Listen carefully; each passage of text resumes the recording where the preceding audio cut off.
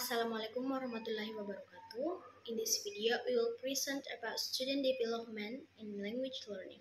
But before that, let me introduce myself. I am Halimatus Sadia as the moderator and the first speaker, and the second speaker is Ashabul Kahfi. Let's look at the following material. Perkembangan peserta didik merujuk pada proses pertumbuhan fisik, kognitif, emosional, sosial, dan bahasa yang dialami oleh individu selama rentang usia tertentu. Perkembangan peserta didik mencakup perubahan-perubahan yang terjadi dalam berbagai aspek kehidupan mereka, termasuk kemampuan belajar, berpikir, berbicara, dan berinteraksi dengan lingkungan sekitar.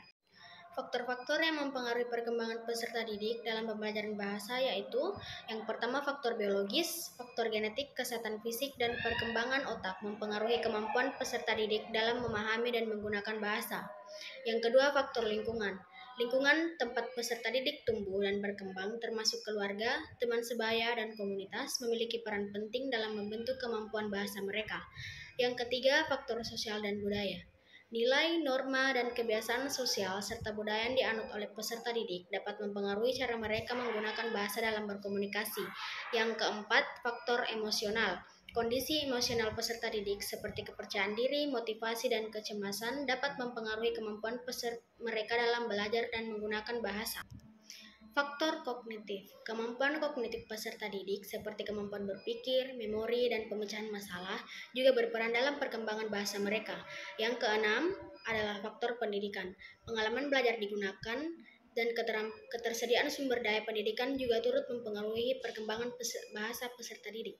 Teori Piaget tentang tahapan perkembangan kognitif peserta didik. Jean Piaget adalah seorang psikolog perkembangan terkenal mengemukakan teori perkembangan kognitif yang menjelaskan tahapan-tahapan yang dialami oleh individu dalam memahami dunia sekitar mereka. Tahapan perkembangan kognitif peserta didik menurut teori Piaget yang pertama yaitu tahap sensori motor, yaitu 0 sampai 2 tahun. Peserta didik belajar melalui indera dan tindakan fisik. Mereka mulai mengembangkan konsep objektif permanen dan memahami hubungan sebab akibat.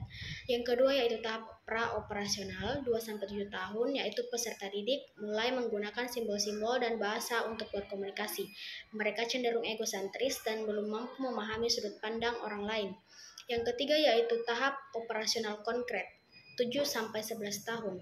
Peserta didik mulai mampu berpikir logis tentang objek konkret dan peristiwa nyata. Mereka dapat memahami konsep konservasi dan mengembangkan kemampuan berpikir operasional. Yang keempat yaitu tahap operasional formal, 11 tahun ke atas. Peserta didik mampu berpikir secara abstrak, memahami konsep-konsep kompleks, dan melakukan pemecahan masalah yang lebih kompleks. Perkembangan bahasa anak. Tahapan perkembangan bahasa anak. Perkembangan bahasa pada anak melalui beberapa tahapan yang penting untuk dipahami oleh pendidik dan orang tua. Berikut adalah tahapan perkembangan bahasa anak. Yang pertama yaitu pralinguistik usia 0-12 bulan. Anak mulai mengeluarkan suara-suara refleksif, mengidentifikasi suara, dan merespon suara dengan senyuman ataupun dengan tangisan. Yang kedua yaitu tahap praverbal, usia 12-18 bulan. Anak mulai menggunakan isyarat tubuh seperti menunjuk untuk berkomunikasi. Mereka juga mulai mengucapkan kata-kata pertama mereka. Yang ketiga yaitu tahap awal berbicara usia 18-24 bulan. Anak mulai mengucapkan kata-kata tunggal dan menggabungkan kata-kata sederhana untuk membentuk kalimat pendek. Yang keempat yaitu tahap berbicara awal usia 2-3 tahun. Anak mulai mengembangkan kosakata yang lebih luas, menggunakan kalimat yang lebih kompleks, dan mulai memahami aturan dasar tata bahasa. Yang kelima yaitu tahap berbicara lanjutan usia 4-5 tahun. Anak mampu menggunakan bahasa untuk berbicara tentang perasaan, ide, dan pengalaman pribadi. Mereka juga mulai memahami cerita dan narasi. Cara mendorong perkembangan bahasa anak dalam pembelajaran yaitu yang pertama mendengarkan dengan penuh perhatian. Berikan perhatian saat anak berbicara dan berkomunikasi dengan mereka secara aktif untuk merangsang perkembangan bahasa. Yang kedua yaitu mengajukan pertanyaan. Ajukanlah pertanyaan terbuka yang mendorong anak untuk berpikir dan merespon secara verbal. Yang ketiga yaitu membaca buku. Bacakan buku-buku cerita kepada anak untuk meningkatkan kosakata, pemahaman naratif, dan keterampilan berbahasa mereka. Yang keempat yaitu bermain peran. Bermain peran pembelajaran atau bermain dengan boneka dapat membantu anak mengembangkan keterampilan berbicara dan berkomunikasi mereka. Yang kelima yaitu menyediakan lingkungan bahasa yang kaya. Pastikan lingkungan anak kaya akan kata-kata, cerita, dan kesempatan untuk berbicara dan berinteraksi. Yang keenam yaitu memberikan umpan balik positif.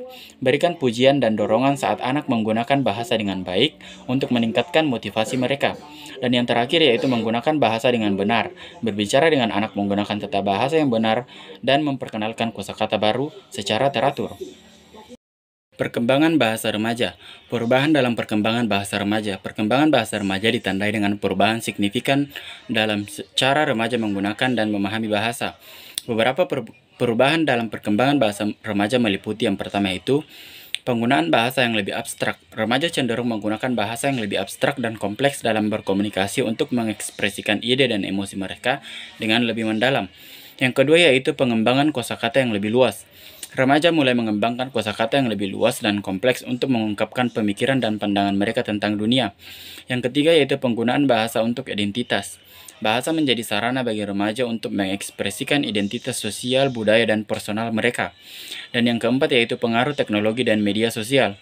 Remaja sering menggunakan bahasa yang berbeda dalam konteks media sosial dan teknologi yang dapat mempengaruhi cara mereka berkomunikasi secara keseluruhan. Strategi pembelajaran yang efektif untuk remaja yaitu yang pertama, pertimbangkan kepentingan mereka. Pilih materi pembelajaran yang relevan dengan kehidupan sehari-hari dan minat remaja untuk meningkatkan keterlibatan mereka. Yang kedua yaitu menggunakan teknologi. Manfaatkan teknologi dalam pembelajaran seperti aplikasi bahasa, media sosial, dan video untuk memotivasi remaja dalam belajar bahasa. Yang ketiga yaitu kolaborasi dan diskusi. Galakan kolaborasi dan diskusi dalam pembelajaran untuk mendorong remaja berbicara dan berinteraksi dalam bahasa yang mereka pelajari. Yang keempat yaitu pemberian tugas proyek. Berikan tugas proyek yang memungkinkan remaja untuk menggunakan bahasa secara kreatif dan menerapkan keterampilan bahasa dalam konteks nyata. Yang kelima yaitu mendorong keterlibatan aktif. Ajak remaja untuk aktif berpartisipasi dalam aktivitas pembelajaran seperti peran bermain, debat, ataupun presentasi untuk meningkatkan keterampilan berbicara dan mendengarkan mereka. Yang keenam yaitu memberikan umpan balik konstruktif. Berikan umpan balik yang konstruktif dan bermanfaat untuk membantu remaja memperbaiki penggunaan bahasa mereka dan meningkatkan kemampuan berbahasa. Yang ketujuh yaitu memperhatikan kebutuhan individual. Kenali kebutuhan dan preferensi remaja dalam pembelajaran bahasa dan sesuaikan strategi pembelajaran sesuai dengan karakteristik mereka. Perkembangan bahasa dewasa. Perbedaan dalam perkembangan bahasa dewasa. Perkembangan bahasa dewasa memiliki karakteristik yang berbeda dengan perkembangan bahasa pada anak dan remaja. Beberapa perbedaan dalam perkembangan bahasa dewasa meliputi yang pertama yaitu tujuan komunikasi yang lebih jelas. Bahasa dewasa menggunakan bahasa dengan tujuan komunikasi yang lebih jelas dan spesifik, seringkali terkait dengan pekerjaan, pendidikan, ataupun dengan hubungan sosial. Yang kedua yaitu penggunaan bahasa yang lebih formal. Bahasa dewasa cenderung menggunakan bahasa yang lebih formal dan terstruktur dalam berbagai konteks, seperti dalam presentasi, diskusi, ataupun dalam penulisan. Yang ketiga yaitu pengembangan kemampuan analisis. Bahasa dewasa mampu melakukan analisis bahasa yang lebih mendalam, termasuk memahami makna implisit, nuansa bahasa, dan struktur kalimat yang kompleks. Yang keempat yaitu penggunaan bahasa untuk tujuan profesional. Bahasa dewasa sering digunakan untuk tujuan profesional seperti dalam presentasi, negosiasi, ataupun dalam laporan. Yang kelima yaitu pengaruh pengalaman dan pengetahuan. Dewasa mengandalkan pengalaman dan pengetahuan yang luas dalam penggunaan bahasa, sehingga mereka mampu mengaitkan informasi baru dengan pengetahuan yang mereka sudah miliki. Pendekatan pembelajaran yang sesuai untuk peserta didik dewasa yang pertama yaitu pembelajaran berbasis masalah. Gunakan pendekatan pembelajaran berbasis masalah yang memungkinkan peserta didik dewasa untuk menerapkan pengetahuan mereka dalam situasi nyata dan memecahkan masalah dengan menggunakan bahasa. Yang kedua yaitu diskusi dan debat. Galakan diskusi dan debat untuk pembelajaran untuk mendorong peserta didik dewasa untuk berpikir kritis, berargumentasi, dan mengembangkan kemampuan berbicara mereka. Yang ketiga pembelajaran kolaboratif. Fasilitasi pembelajaran kolaboratif di mana peserta didik dewasa dapat saling berbagi pengetahuan, pengalaman, dan pandangan mereka dalam bahasa yang dipelajari. Yang keempat yaitu pembelajaran berbasis proyek. Berikan tugas proyek yang relevan dengan kehidupan profesional peserta didik dewasa untuk memotivasi mereka dalam belajar bahasa dan mengembangkan keterampilan berbahasa secara praktis. Yang kelima itu penggunaan studi kasus. Gunakan studi kasus atau situasi nyata dalam pembelajaran untuk membantu peserta didik dewasa mengaitkan bahasa dengan konteks kehidupan sehari-hari atau profesional mereka. Dan yang terakhir yaitu pemberian umpan balik konstruktif. Berikan umpan balik yang konstruktif dan spesifik untuk membantu peserta didik dewasa memperbaiki kemampuan berbahasa mereka dan meningkatkan kompetensi mereka dalam berkomunikasi. That was our presentation video. More or less, please forgive. If you have any questions, please ask in the WhatsApp group. Thank you and wassalamualaikum warahmatullahi wabarakatuh.